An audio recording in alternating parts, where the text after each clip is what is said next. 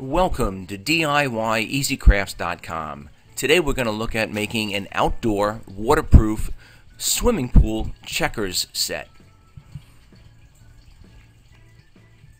For this set we're going to use PVC. You can obtain this at a local hardware store like Home Depot. It comes in 12-inch wide sections. I'm just going to use an old scrap piece that I had laying around. I'm going to leave a 3-inch border on each side, but otherwise I'm going to mark out 1.5 inch squares. You need 8 squares left to right and 8 squares top to bottom. Once that's done, I'm going to set the depth of my table saw so it just makes a groove in this PVC trim. The groove does not have to be very deep, could be 1/8 of an inch or so. You just want it to define each line of the actual checkers board.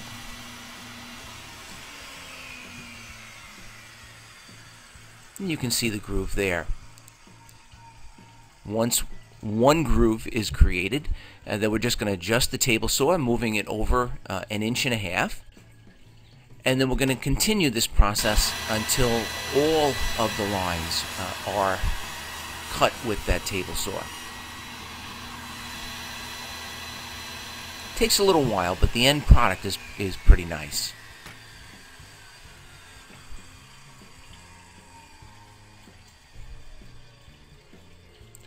The 3-inch space that I'm leaving on either side of the checkers board is for the flotation that will be attached later with wire ties.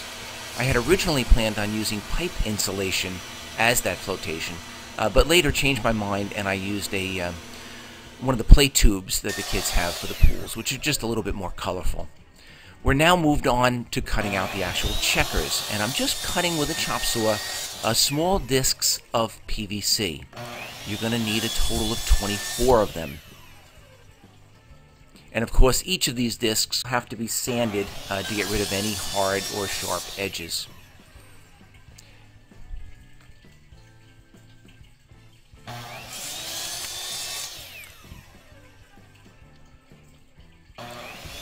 An option for the checkers board is to have a rack or a checkers holder.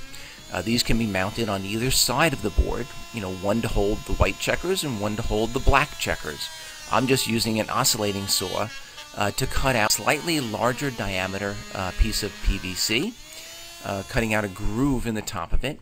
And you want to make sure that the checkers pieces can actually fit inside them. It should be a little bit snug so that they don't fall out.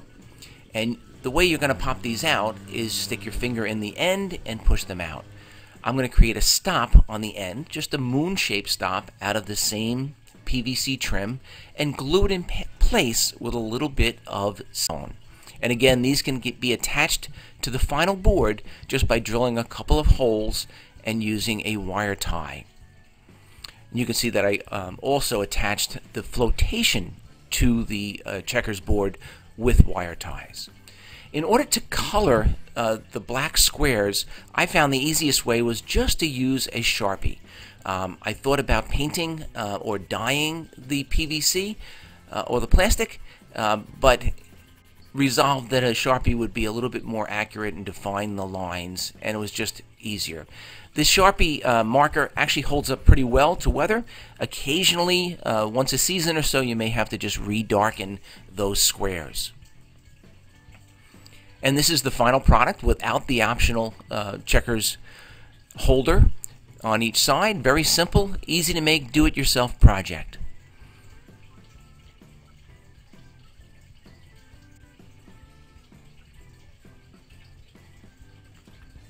Please check us out on the web at DIYEasyCrafts.com. Be sure to check out our other how-to videos, and please subscribe to this YouTube channel.